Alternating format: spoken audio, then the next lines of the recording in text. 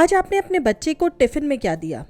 Aluminium sandwich, aluminium paratha, aluminium burger या aluminium कचौड़ी? आजकल aluminium foil में टिफ़िन पैक करना चलन में है। ये सुविधाजनक तो है, लेकिन क्या खतरनाक भी है? इसी तरह क्या एल्यूमिनियम के बर्तनों में खाना पकाना भी खतरनाक हो सकता है? बेसिकली जो एल्यूमिनियम का फॉइल रहता है ना, ये प्योर कंपाउंड नहीं है, ये अलाय है। इसमें एक 1 or 2% आयरन एंड सिलिकॉन रहता है। Just that's how it is made into a pure compound. Market में नहीं मिलता है। जो एल्यूमिनियम फॉइल है वो अलाय। एल्यूमिनियम हमारे शक के घेरे में है, इसलिए आज एक्सपर्ट्स की अदालत में इसकी पेशी है। पहले आरोप तय कर लेते हैं, फिर एक्सपर्ट तो हमारे साथ बने हुए हैं, एक एक आरोप का हिसाब होगा। एल्यूमिनियम पर आरोप है कि एल्यूमिनियम हमारे खाने में आ जाता है। ये धीरे धीरे हमें बीमार कर सकता है, हमारे सेल्स में जंग लगा सकता है, डीएनए को नुकसान पहुंचा सकता है, न्यूरोलॉजिकल डिसऑर्डर्स हो सकते हैं, हड्डियां कमज़ोर हो सकती हैं, किडनी खराब हो सकती है, शरीर में कैल्शियम की मात्रा कम कर सकता है, गर्भवती महिलाओं और बच्चों के लिए नुकसानदायक हो सकता है, पर्यावरण को नुकसान पहुंचा सकता है। रसोई में बेधड़क पड़े एल्यूमिनियम फॉइल को हम अपने खाने की चीज़ें पैक करने के लिए इस्तेमाल करते हैं। बाजार में भी खाना पैक करने के लिए एल्यूमिनियम पैकेजिंग का इस्तेमाल किया जाता है। इतना ही नहीं, दशकों से एल्यूमिनियम के बर्तनों का इस्तेमाल रसोई में किया जाता है।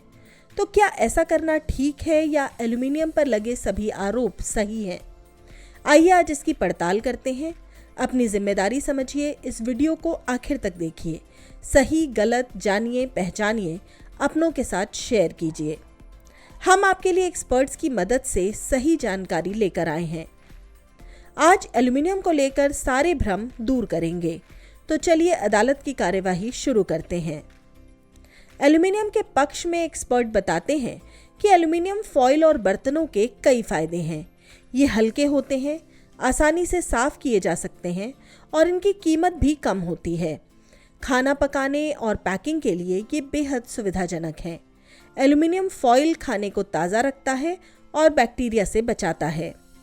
First thing that is actually aluminum provides you is that it is very light product and it is malleable, and also it is comparatively economical, cheap also, and also it is a barrier. It has a function of barrier. That means it will not pick up any food material from the packaging material. It doesn't leach.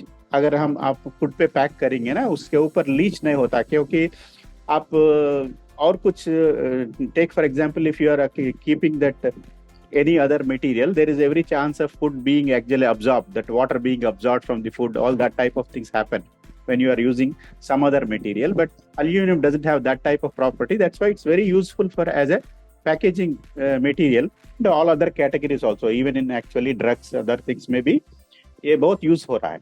इस वास्ते it has become very popular. Aluminium के विरोध में दलीलें हैं कि aluminium के बर्तनों या फॉइल में रखा खाना एल्यूमिनियम को सोख लेता है। एल्यूमिनियम ना तो पचता है और ना ही शरीर से बाहर निकलता है। यह हमारे खून में मिलकर शरीर के अलग अलग अंगों में जमा हो जाता है। इसमें पके खाने से पेट में गैस, अल्सर, अपच, आंतों की सूजन, त्वचा की समस्याएं होती हैं।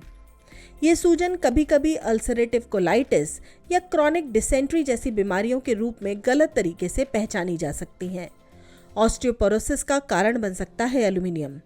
इसके प्रभाव धीरे धीरे दिखते हैं और कई सालों बाद कैंसर के लक्षण दिखाई देने लगते हैं।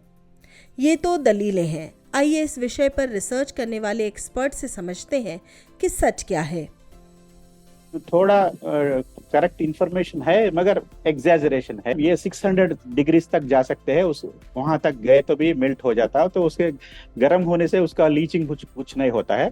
मगर acidic foods like tomato sauce या टमाटो की कुछ प्रोडक्ट्स में रखेंगे आप, साउथ इंडिया में आएंगे तो सांबार और रसम like materials, I mean that food material, there is a chance of slight leaching of this aluminum into food, definitely. मगर जो amount that is leached into food is so negligible, इसका कोई हमारे health पे कोई असर नहीं होता। If somebody is continuously taking over years of this thing, there is a chance that it may go into your bone and also it will deposit into bone and you will have a health issues. People who are actually having some kidney problems, उन लोगों को it is not permitted to be taken. Actually, they will have some health issues. If somebody who is having a kidney problem, he should not be consuming aluminum-based foods which are likely to give a lot of aluminum to you. अब बारी है फैसले की। तमाम दलीलें, researchers की खोज और एक्सपर्ट्स की राय के मुताबिक एल्यूमिनियम फॉइल और बर्तनों के फायदे हैं और स्वास्थ्य पर पड़ने वाले नुकसान को लेकर कोई पुख्ता रिसर्च या सर्वे नहीं है। इसलिए एक्सपर्ट्स की अदालत ये फैसला सुनाती है कि एल्यूमिनियम का इस्तेमाल संयमित मात्रा में और सुरक्षित तरीके से किया जाना चाहिए। यहाँ ये भी जान लेते हैं कि कितना एल्यूमिनियम लेना हमारे लिए सुरक्षित है। अब ये standard weight of a person we take as 60 kg.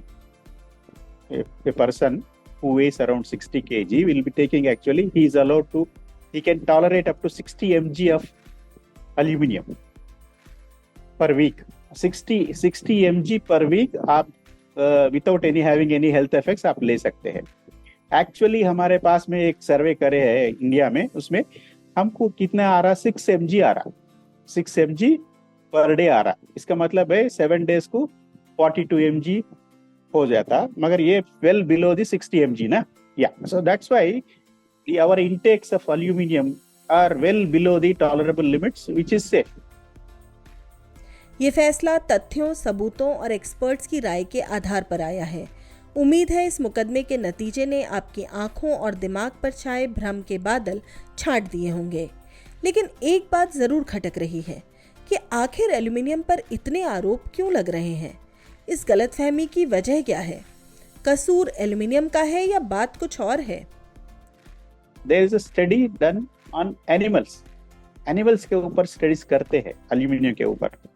उसमें क्या what has come from that experiments is that there is some effect on developmental toxicity बोलते हैं। Developmental toxicity का मतलब ये है, if you are taking aluminum, the mother is taking the baby is likely to grow little slow, so growth retardation हो सकता है। ये एनिमल्स में है, ह्यूमंस में नहीं है ये स्टडी। ओके, और ऐसे भी न्यूरोटॉक्सिक इफेक्ट भी उन लोगों ने देखे एनिमल्स में, वेरी लो कॉन्सेंट्रेशन पे भी ये हो सकता है। ये इंफॉर्मेशन अभी अवेलेबल है। This is not on humans, you should understand. Information जो आया वो एनिमल्स के ऊपर था। अभी they have done lot of work on Alzheimer's disease पे भी हम काम करें कि aluminium has a impact on Alzheimer's. कोई एपिडेमियोलॉजिकल डाटा अब तक कोई प्रूव नहीं कर सकते कि एल्यूमिनियम से अल्जाइमर्स डिसीज हो सकता है। एक बार फिर सुन लीजिए, एल्यूमिनियम से घबराने की कोई बात नहीं है। एल्यूमिनियम को क्लीन चिट दी जा सकती है। We should not worry about aluminum as such. तो हर एक चीज टॉक्सिक हो सकती है, वो it all depends upon the dose. हम कितना खा रहे हैं। हर कोई, even nutrients also, vitamins, minerals also can be toxic depending upon the dosage that we are consuming and the amount which we are consuming. So based on risk assessment, the aluminum right now our consumption is so low. There is no safety issues as of now. वैसे experts clean chit देते हुए हमें आगाह भी कर रहे हैं। बस एल्यूमिनियम के एक स्वरूप से आपको सावधान रहने की जरूरत है, बाकी सब बढ़िया है। There was an adulteration going on in silver foil. You know, silver foil is used in the sweet meats. So we found that they were using aluminum foil because it resembles silver foil. Because silver is very costly, so they were trying to replace, illegally to use aluminum foil also. We have found some people are doing the sweet meats, sweets में करते हैं.